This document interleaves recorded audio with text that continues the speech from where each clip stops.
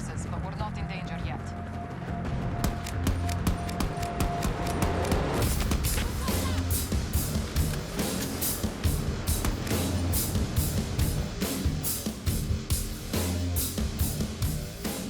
Hi there everyone, I'm the guy from the Gamer Tag, and today I wanted to talk about the Battlefield 2042 beta, because despite having been disappointed by some of the previous Battlefield entries and there being some negativity towards this game, I have to say, I'm not worried about it, and I want to explain the reasons for that.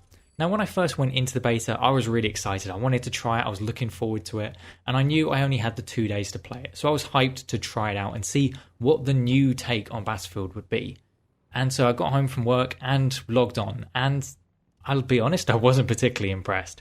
The gunplay felt very arcadey, the movement felt really strange. I found there were certain players that was trying to slide cancel or jump around as soon as they got shot, which is something I do not like in any game. And then when you compound it with the visual bugs and the other lacking features in the game, it felt like the game was giving me no feedback. And so I did not enjoy that first play session on the game. I played 3 or 4 rounds and then logged off and played Apex for the night. But I was still determined. I felt like I hadn't quite experienced the game enough. I had only played a few games. So the next morning, I was interested. I decided I wanted to log on again.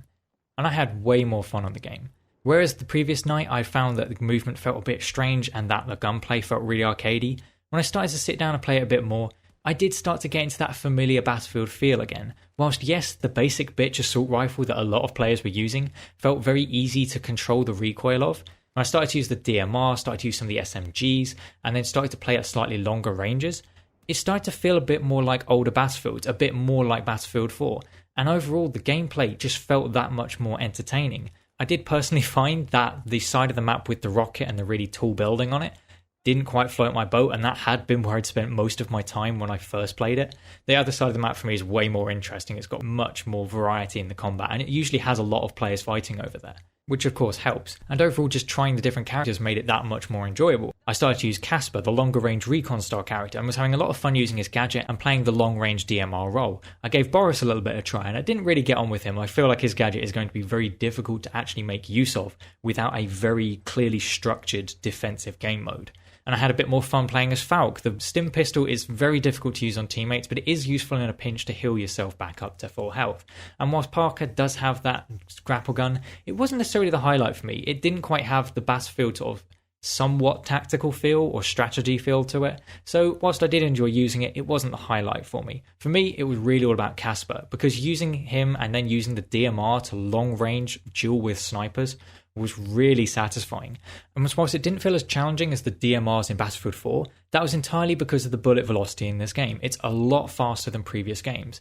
But it did still feel satisfying. It did feel really fun to take out multiple players and go on streaks or just have those cool little moments where you randomly kill 3 or 4 people in quick succession.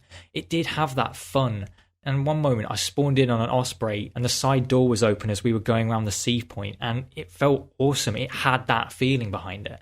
And I think the reason that I hadn't enjoyed it when I first played it was because it was simply, I was a bit tired after work, but also it was just an immediate shock of, it's not a mechanical copy of Battlefield 3 or Battlefield 4? How could they do this? When actually, it feels fine. The gunplay, it does feel different. It's not a carbon copy of Battlefield 4 or Battlefield 3, but it still feels satisfying, and it does still feel like Battlefield because of the scale of the game, because of the vehicles. It still has that engrossing feeling of an overall battle. Now that being said, there are still problems with the game. The lack of features in the UI in this build of the game meant that it felt like it didn't give you much feedback as a player, and many players have also complained about the audio, which I agree with. It doesn't have much atmosphere when you compare it to any of the other previous entries in the series. But overall, the thing that holds the game in highest regard for me at the moment is that I feel like I still want to play it. It's been almost a week since the beta was deactivated, and if I had access to it right now, I would absolutely hop on and play it. It's a game that I want to play, even though there was limited content in the demo beta that we got. It was fun to play, and it did make me want to come back once I tried it again and given it that second chance. And that's why I'm not so worried about this game. Yes, the build we played was in a very buggy state. There were visual glitches all over the place, which were a little bit irritating. But I think this game does still have potential. It does still have that Battlefield feeling which kept us going through the bugs in Battlefield 4 and kept us going through the bugs in Battlefield 3. It's got that feeling behind it, which gives me hope that this game really will capture my attention over the next couple of years or so.